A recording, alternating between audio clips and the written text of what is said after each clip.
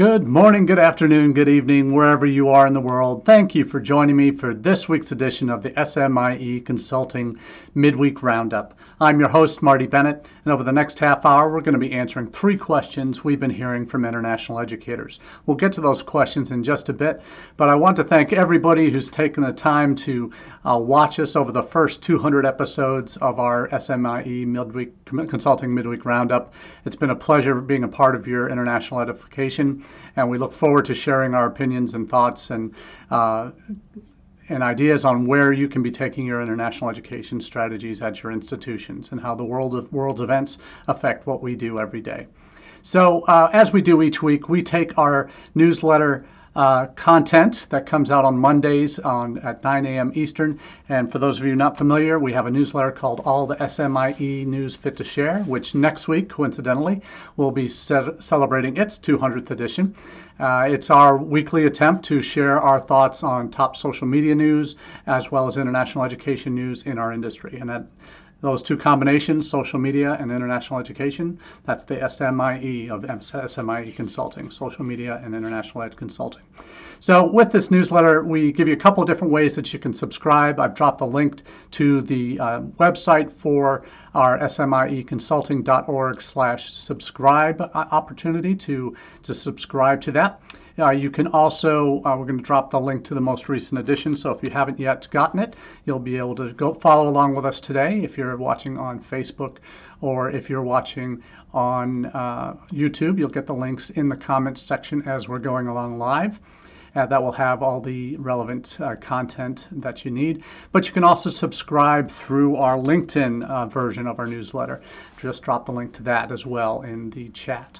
So if you follow me on LinkedIn, if you go to these articles come out on Mondays around 8:30, 9 a.m. in the morning Eastern time, and then you can just drop in the links or drop in your details to subscribe. Either click the button on the LinkedIn version or the online version for the newsletter site from our website. So happy to talk to you today about 3 issues that I think are very timely in this cycle that we've entered. A new academic year has begun on most American campuses, with a few just coming up in the next week or two.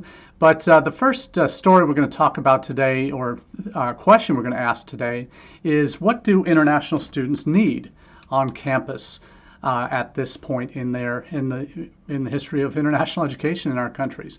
We're coming out of a pandemic, a global pandemic that has really challenged and stretched international offices and campuses around the country, around the world, has fundamentally changed the way we conduct education in a lot of ways on our university campuses, in terms of how classes are taught, where they are taught, the sizes that they're taught in, and whether they're online or in person. All of these have been affected by the pandemic.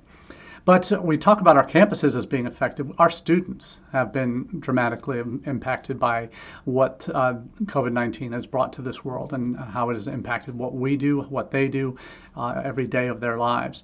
So when we talk about what do international students need on campus, it goes beyond just what we used to talk about, and that was a strong orientation program that covered all the basics on immigration, on health insurance, on academic integrity, to much larger issues of mental health care and student well-being, and how our campuses can assess and take care of students that might be coming from countries where, frankly, the topics of mental health are not ones that have been freely discussed, maybe not even to this day with the pandemic. So we're looking at a couple different articles today that are relevant for what this topic is talking about, the issues of what do our international students need.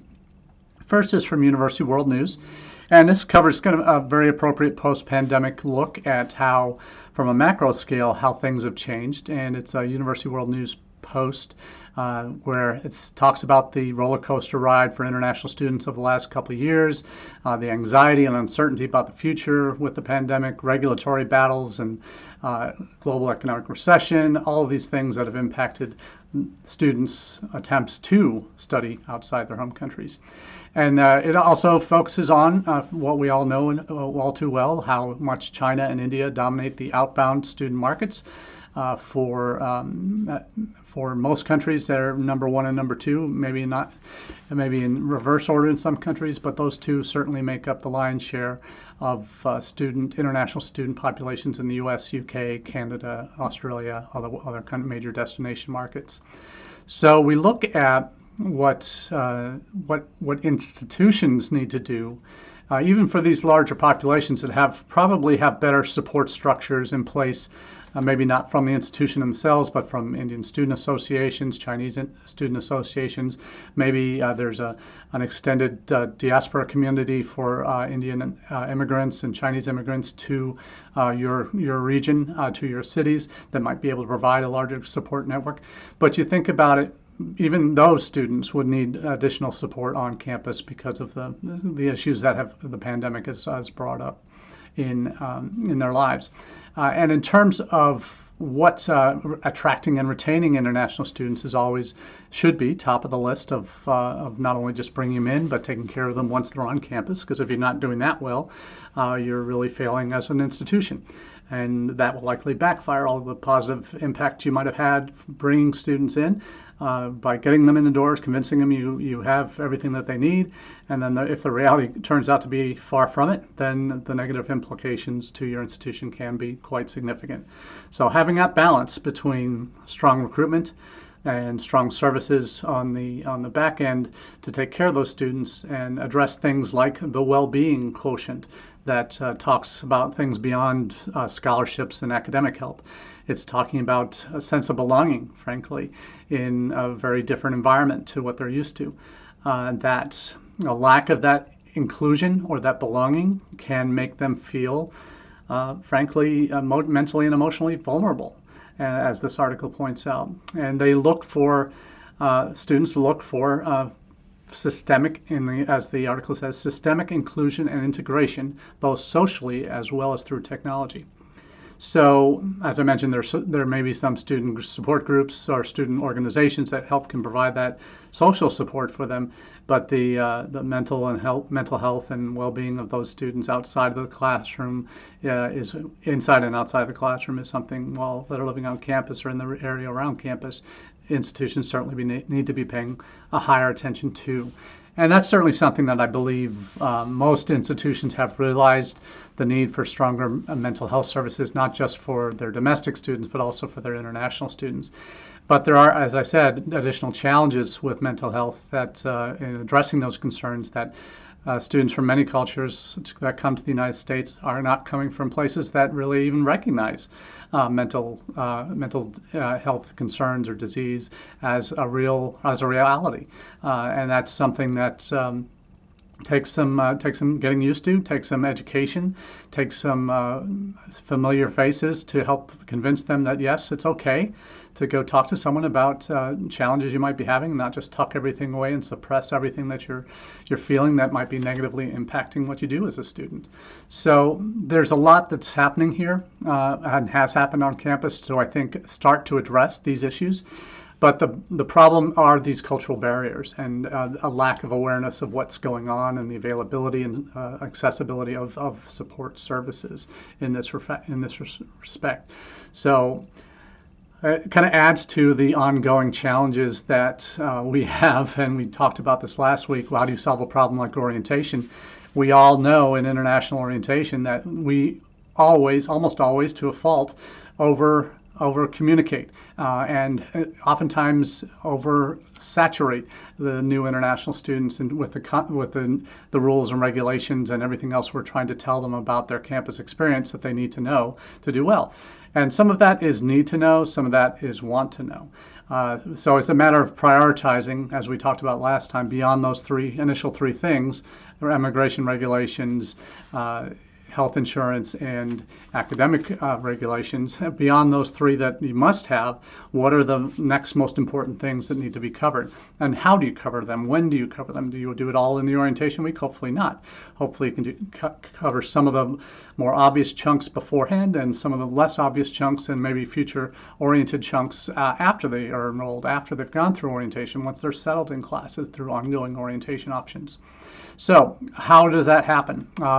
There are we've seen cases of the rise of pre-departure orientations where you try and fill as much of your students' arrival months, weeks, and months before they get to campus with content that they can assimilate and kind of prepare themselves for.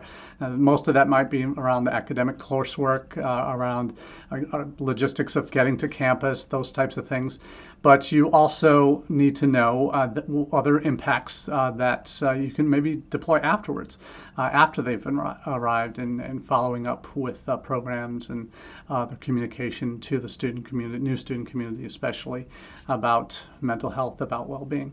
But you can touch on those issues as early as the pre-departure orientations, just to let them know that, hey, if something happens, we want you to know, and if something's not feeling right, we want you to know we have services in place to take care of you. And this may also be something you want to begin laying the seeds for with parents, especially for undergraduates, talking about the kind of services and what that looks like on campus, and how that maybe involving some of your current parents of students who have maybe gone through some of these issues. You can maybe speak to some of the cultural taboos and their fears about, and then the realities of what their child experienced once they were enrolled. And had service from the university. So that's a great point in this University News, World News article, talking about those logistical barriers and the pre-departure orientations. But I also want to turn to a piece from, it was actually part of a podcast that my good friend Rajika Bandari, who I've worked with in the past at IAE, and who's now been out on her own as a successful published author and has her own podcast as well. Always recommend that. It's America Calling. Take on intersections of education, culture, and migration.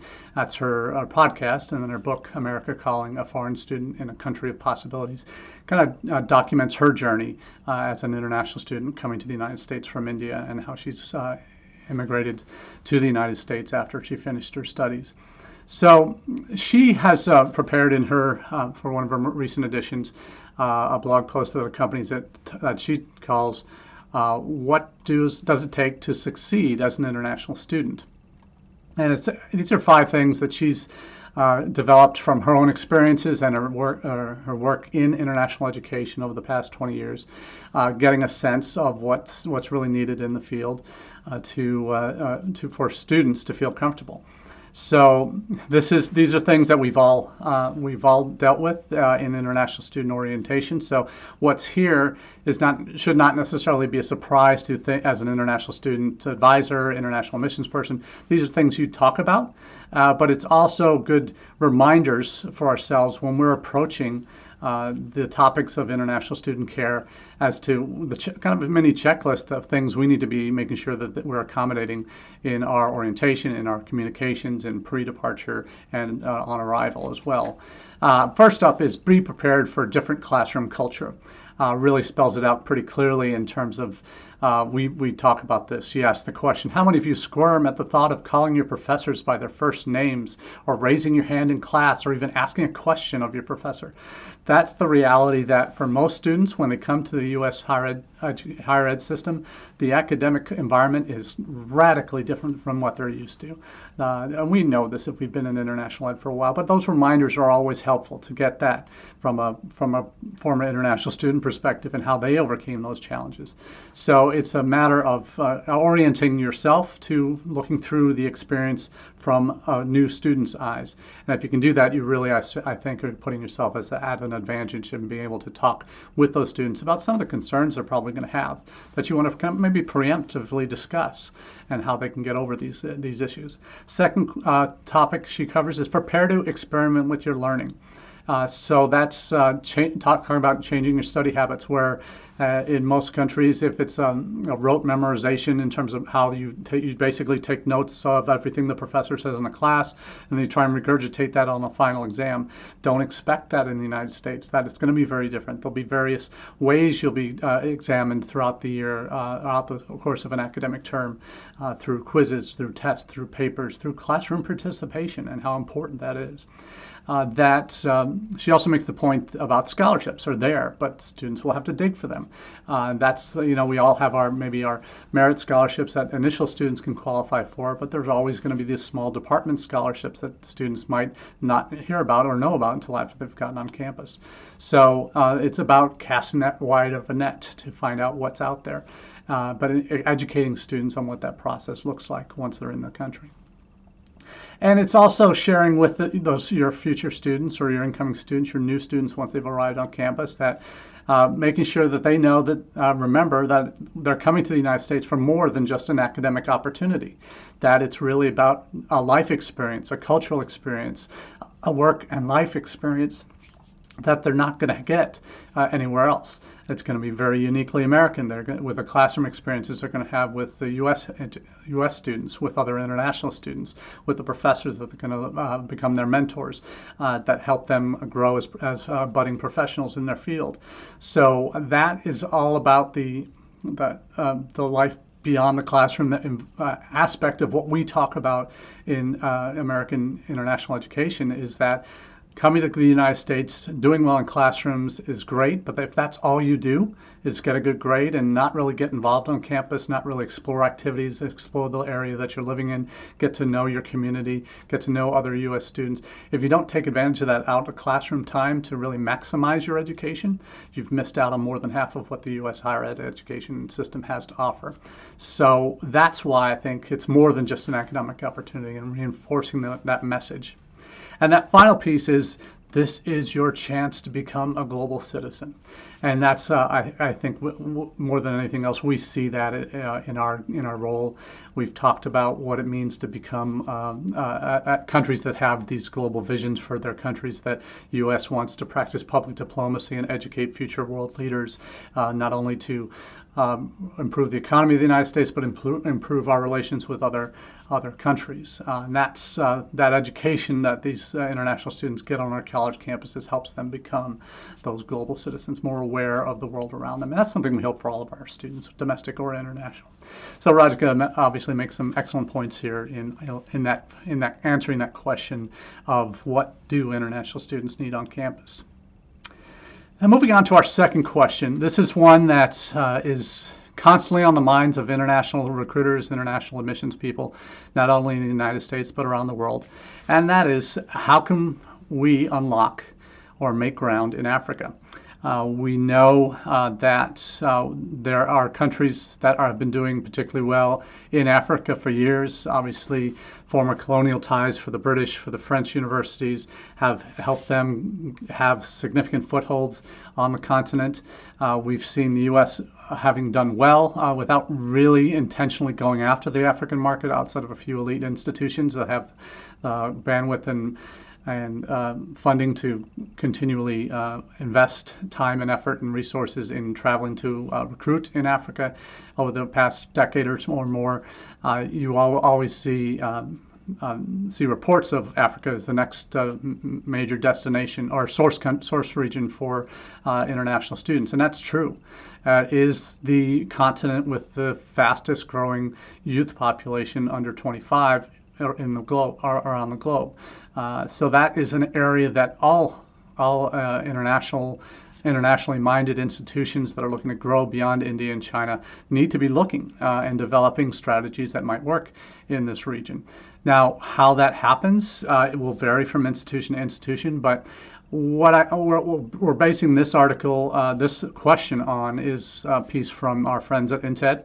That they talk about when traditional markets weaken, look to Africa. It's a two-part series. Part one was out last week, and part two just came out today.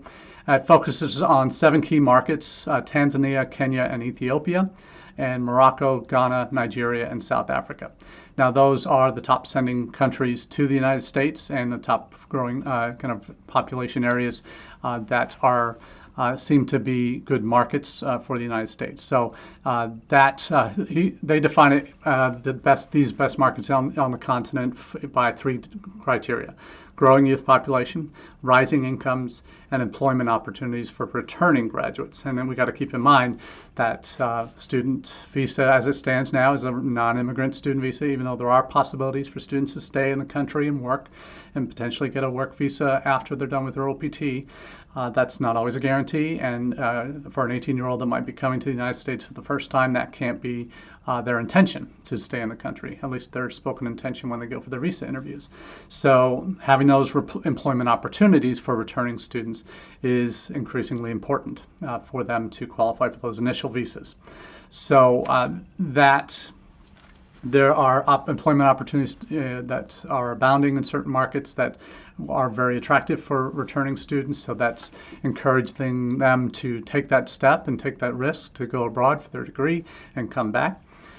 Just had a conversation or hearing about a conversation with an alumni of an institution I'm working with now that's a successful alum who came to our institution on initially a track scholarship, finished her bachelor's degree, finished her master's degree as well, and is now working for an athletic shoe company and kind of building on what she learned as a student on our campus with her undergraduate and graduate degrees in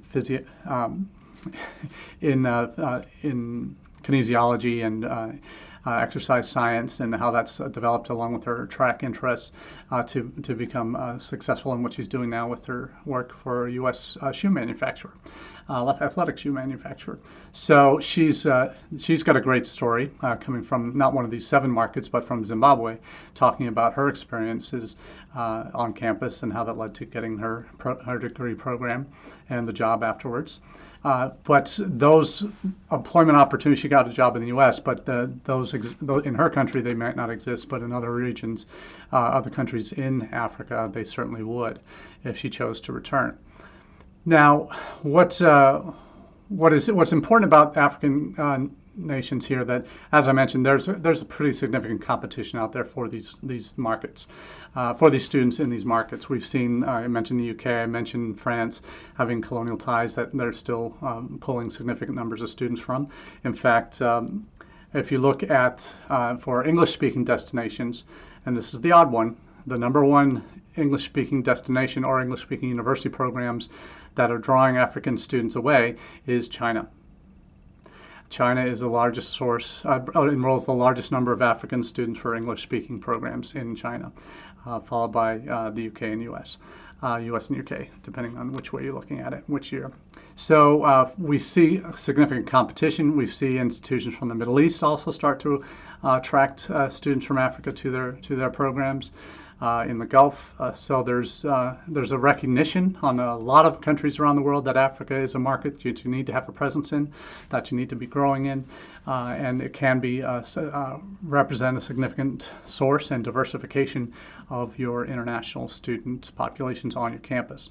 So they in their 2-part series, part 1 today, and next week's I'll link to the Part 2 edition in the newsletter. Probably won't cover it during the chat next Wednesday, but they cover these 7 countries in depth, really give you some great data from Brookings, from the United Nations, from a few other resources that share kind of the insights into why these countries have that growing middle class that's necessary to potentially afford a U.S. higher education, that have the returning opportunities for jobs when they get back. So you really see that these countries should rise quickly to the tops of your list. So part 1 addresses Nigeria, Kenya, and Ghana, the 3 top markets. Then in the next article, we'll talk about South Africa, Morocco, and Tanzania and Ethiopia. So those are the 7 countries that they'll be covering in the series. So well worth a look. I definitely encourage you all to take some time and have a look at these as to why they should be on your radar. And certainly Africa is going to be on our radar for institutions. I'm working with the Education USA Regional Forum for Africa. Sub-Saharan Africa is going to be taking place in the spring of 2023. Not sure where that's going to be yet, but that's certainly one if you're looking to get engaged in Africa and at the top level and kind of figure out get the lay of the land, where some countries are that might be good fits for your institution. That's a place to start. With that EduUSA Regional Forum. But definitely read these two articles from INTED that have just come out in the last few days, and that'll be a good starter point for you if you're not already getting active in the African market. Now, our final question of the day. It's one that's truth in advertising. I used to work for IDP Connect that does for higher ed consulting work for U.S. institutions and recruitment services. So one of my institutions, we currently work with them as well, with IDP. And the article, or the question is IDP's revenue growth a surprise? And if you saw the news in the Pi News last week, IDP posted a 50% growth in revenues year on year in fiscal year 22. With student placements expanding, really booming in this past year, and with rebounding in IELTS testers. Now, one of the reasons, obviously during the pandemic, IELTS was not a test that the testing centers were closed, and they had to do an IELTS at home version or IELTS indicator test, and that was an online version of it, was not as hugely embraced as a replacement for the academic IELTS, but certainly one that a number of institutions did accept as a kind of pandemic-related measure alternative for students who couldn't take the academic English in a test center. So one of the other reasons IDP has seen a strong rebound in IELTS is that they now are responsible for all IELTS examinations in India, which for those that have been following the news in the last year or two, British Council gave up its stake in IELTS test centers in India to IDP, and IDP, British Council, and Cambridge English are co-owners of the IDP exam, or the IELTS exam. So up until the last 2 years, UK and Australian version, or British Council and IDP were both offering IELTS exam in India. So that's changed now. It's now just IDP that offers IELTS in India. So having the full share of the Indian market certainly has helped them rebound as well. So you think about just looking at the numbers from this IELTS or this IDP article. They had now record revenue of $793 million for final fiscal year 22. Which ended in June. So we look at what that meant for IDP. This is a company that started in the mid-'80s, working for Australian universities, and then as their agents. They've also, IDP, as I mentioned, are co-owners of the IELTS exam. So they have two very strong pieces of that, of the agent piece and also the testing piece, but they've also expanded to the lead generation side through their initial acquisition of Hot Courses about 6 or 7 years ago to now what they call IDP Connect, which provides lead generation service through I think 14 different global Hot Courses or Hot Courses branded sites that are also can be multilingual or are offered in native language for 10 or 11 different languages worldwide.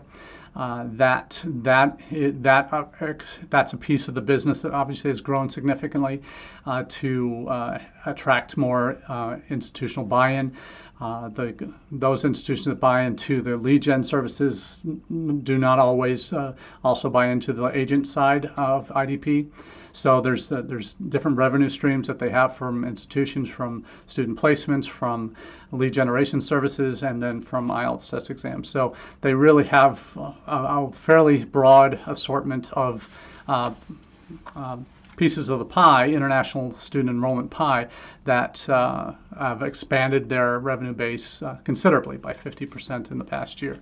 So we're talking about, obviously, the company that is probably, if this continues, obviously it might be a few years before they get there, but if it continues, you were looking at potentially the first $1 billion revenue per year company in international education.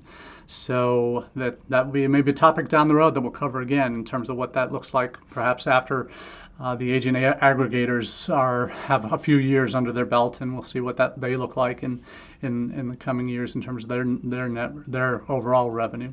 But a lot to talk about in the field of international ed tech. We've seen the billions that have been, or the millions that have been thrown into venture capital funding for a lot of these unicorn ed tech companies over the last 4 or 5 years, and that may very well continue.